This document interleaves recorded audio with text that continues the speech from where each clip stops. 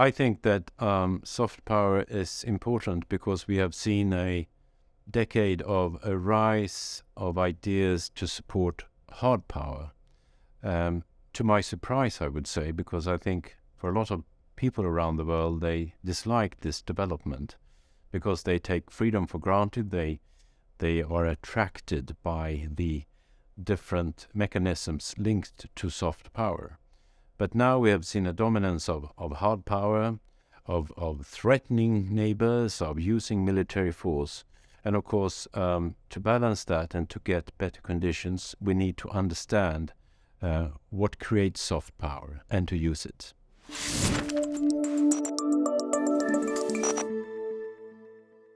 I think the relationship between sustainability and soft power has risen because the awareness of sustainability challenges are much greater now than I was young.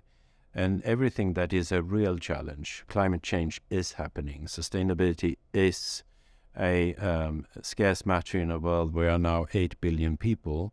You must answer to the question, how can you create better sustainability? And a lot of that is done through soft power, attracting people to do the right thing. They want to do that, they want to learn about how to do that, and they should be directed through political leadership and decision-making in being able to live a more sustainable life.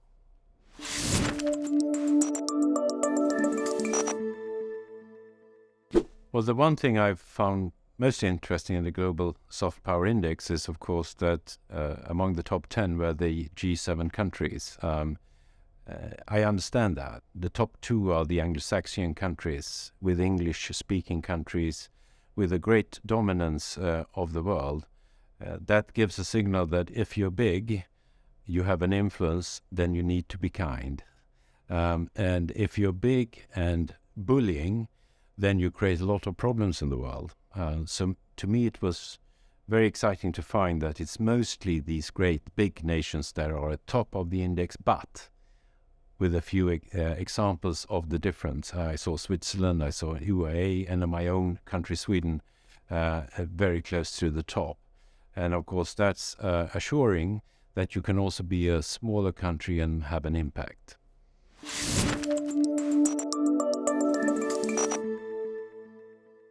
I think soft power is more important for smaller nations. To say the obvious, they are not using hard power as much as bigger countries. They need to understand that soft power is also about being better known. A main issue for coming from Sweden is, do people even know what Sweden is and where it is? Parts of the world, they mix Sweden with Switzerland.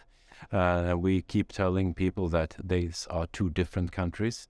And if you're not aware, if you haven't been there, if you haven't met the people, seen their solutions, how can you be an example for others? So yes, soft power is extremely important to understand how you could have a reach bigger than your size.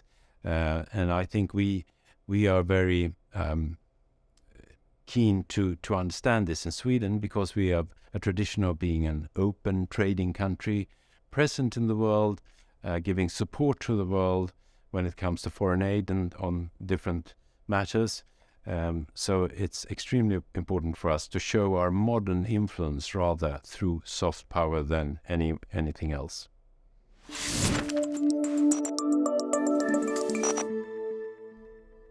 Well, how do we increase global solutions, global diplomacy at a time where we have had a decade of nation-first policies, a rise of authoritarian views, and a belief in hard powers? Well, I would say, look at the world. We see that this is not working. This is creating diversity, polarization. This is creating uncertainty and even war.